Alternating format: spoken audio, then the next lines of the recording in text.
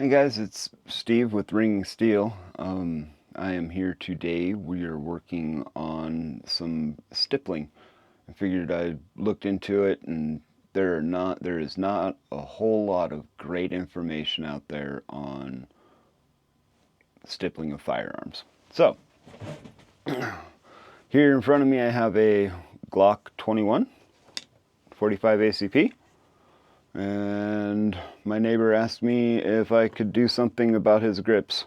They're a little slippery, he says. He doesn't like it. So, we're going to do that, but it's not going to happen in this video. Okay, we're going to get there. So stay tuned, stick with me. This video we're going to go over what it takes to do a professional job of stippling a firearm, if that's what you're after. Or if you just want to stipple your firearm, you really don't care what it looks like as long as you've got a good grip. So what is stippling? Why stipple?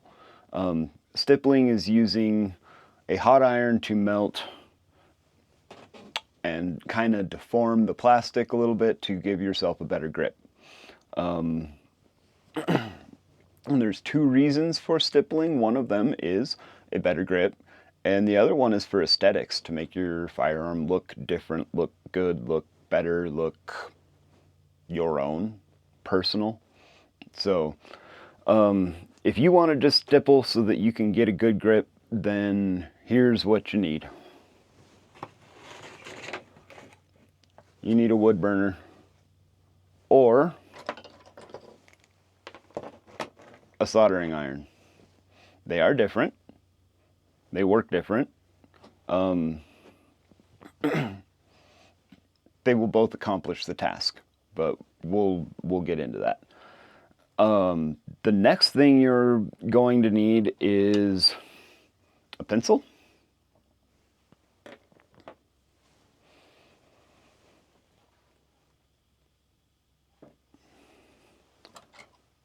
a pair of pliers, a Phillips head screwdriver, particularly if you're using a soldering iron, a straight edge, and last but not least, safety glasses, PPE. I guess not last but not least, but safety glasses. Always, always, always safety glasses. You're also going to need a fan to blow the little bit of smoke away. You don't really want to be breathing that. And yeah, that's about it. There's not a whole lot that you really need if you're really not too concerned about making it look good. So now, that being said, if you still need all of this stuff, but we're just going to set that aside for a moment. So now, if you want to move on, one other thing you're going to need is steel wool. Steel wool is like a 4/0 steel wool to wipe your tips off, because they're going to get little bits of plastic on there and you just want to wipe it off. I don't recommend coarse steel wool because you'll get that screw. See that screw right there? You'll get that hung up all the time. So, now, if you want to move on and you want to do a professional looking job, there's a few other things that you're going to need. In the world of soldering irons and wood burners, you're also going to need some tips. You can get various tips for wood burners. The soldering iron world is not so abundant. But the nice thing about soldering irons is they use this type of tip. You can see there's really no threads, there's no nothing, it's just a shaft that you slide into the end of your soldering iron and you tighten the screw down on it. And that's how you change your tip. With the wood burners, you have threads. It's kind of hard to see there. This is a new kit, so none of these tips have been used yet. We're gonna fix that here soon.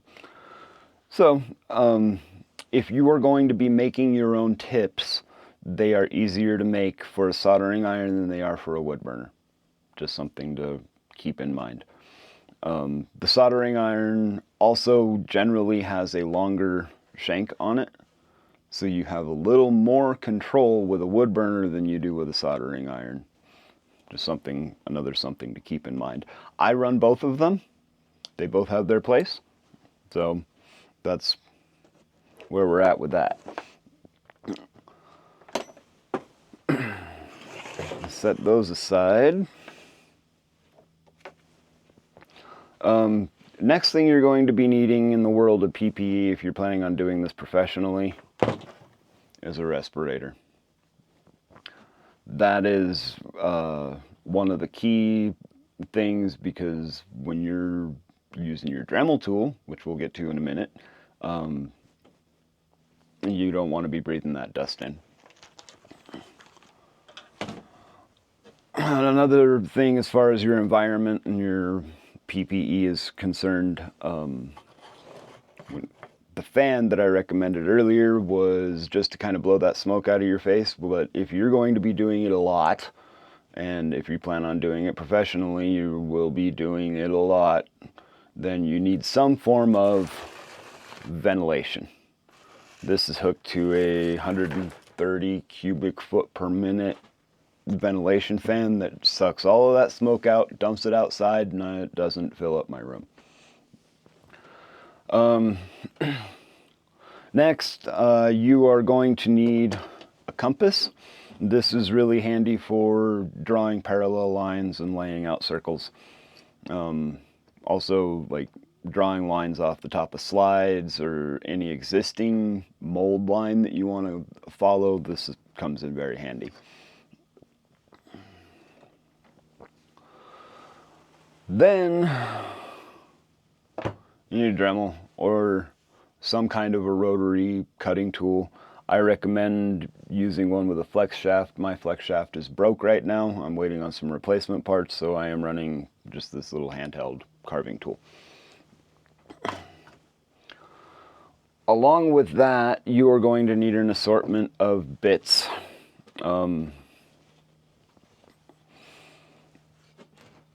To start off with, you're going to need some sanding bits. That one's 1/4 inch. It's due to be, the sanding on it is due to be replaced. You're also going to need 1/2 inch. And you'll go through this sandpaper a lot. You'll go through a lot of it. I promise you that. You're also going to need quite a few of these, just the drums, because you'll burn those up too. I'll leave a link in the description of all this stuff. You can get it all on Amazon. But yeah, get that stuff in bulk. Next, you're going to need some diamond cutters, some diamond bits. That's a little 1/16 diamond bit right there, and diamond ball. They come in different sizes.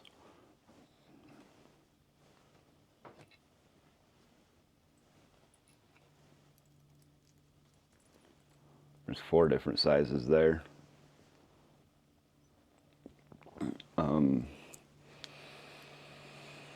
Then let's see here.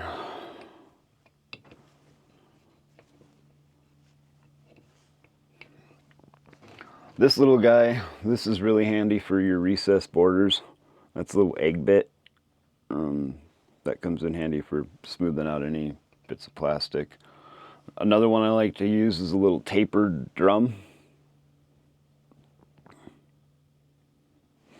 Everything you're seeing here is bigger than it looks, probably bigger than it should be. So next we get into the world of like carbide cutters and such things. This is the one that you are going to find in just about every kit out there, every set, you might find some others that have a few different shapes. Let me grab a couple of those.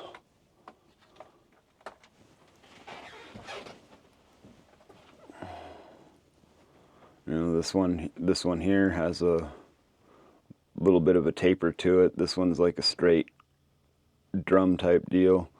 I don't use those much, but you might. I don't know. That's the nice thing about this, is it's a little bit of personal touch. That's why they're not really in my box, is because I didn't use them much. So this is the one that you think you're going to use. Comes in every kit, but let me tell you, that is too big. The one that you really need is right here. You can take a look at that. You can see it's much, much smaller. Much smaller. This is a number 106 Dremel bit. See if I can get that to focus in on there. There we go. Tiny little guy. They're fragile, so get more than one. Then you'll also, you know, different egg style cutters. This one I use a lot for roughing in my recess borders.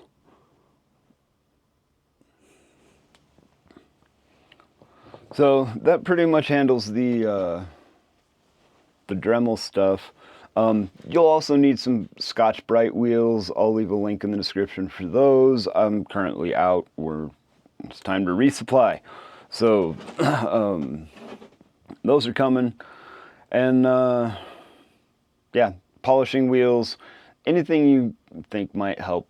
You know, here's one of my, oh, that polishing wheel is not up there. It's floating around here somewhere. I don't know. So yeah, that pretty much handles the Dremel stuff.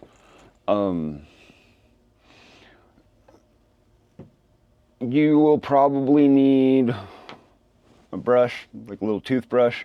That's just kind of clean the dust off your project as you grind previous texture away, just to make sure that it's all gone. And then to finish everything off, you will need a torch. And that's just kind of adds that last finishing touch to your project and knocks any sharp spots down so nobody gets hurt by your grip.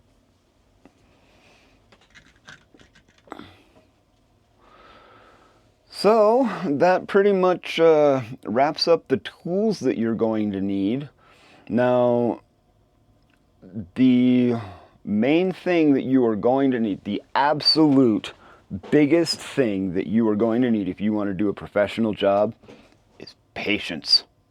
Patience, patience, patience, and then practice. Practice, practice, practice. So, get yourself, to start with,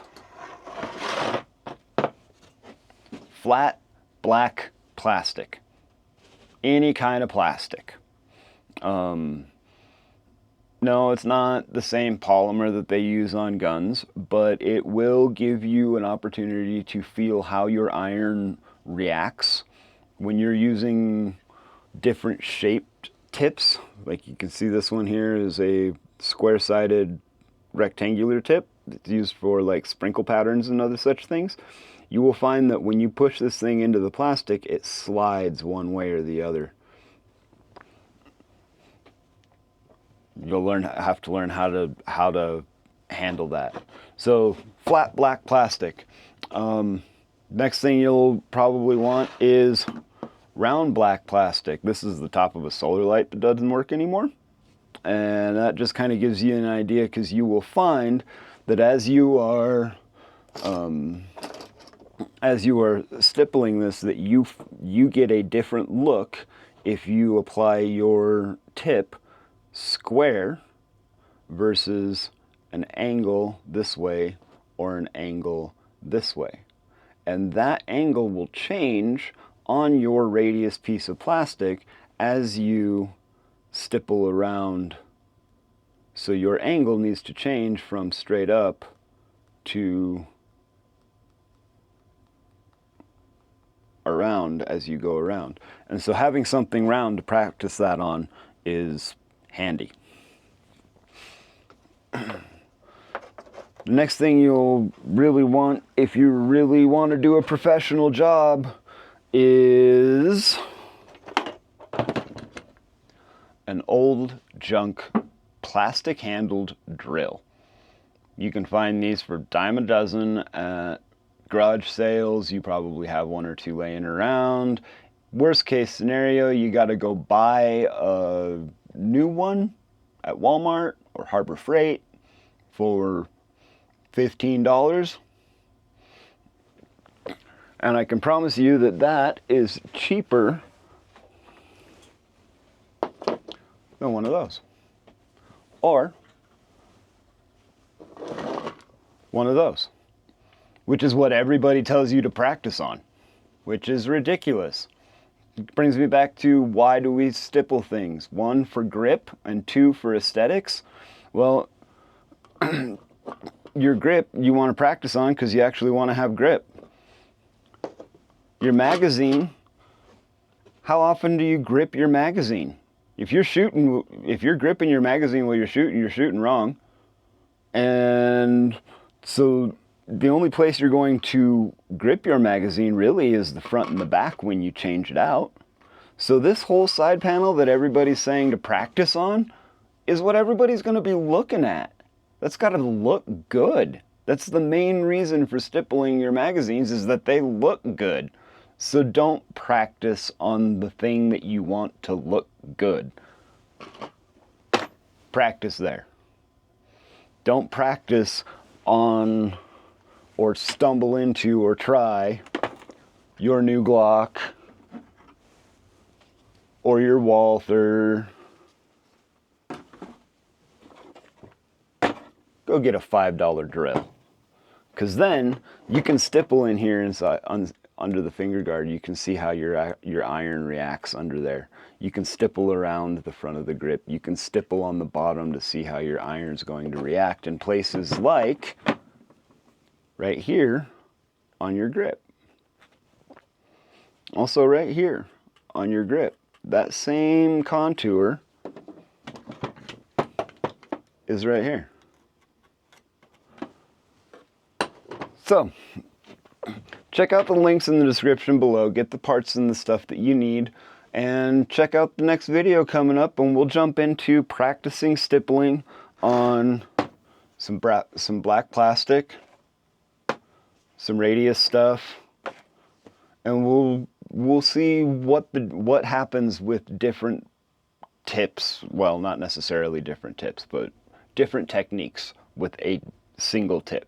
So, yeah, check it out. Thanks, guys, for tuning in, and I hope to see you on the next video. We're going to make a whole playlist out of this whole situation, and I'm going to really kind of dive deep into how to do this and do it right. So, thanks, guys.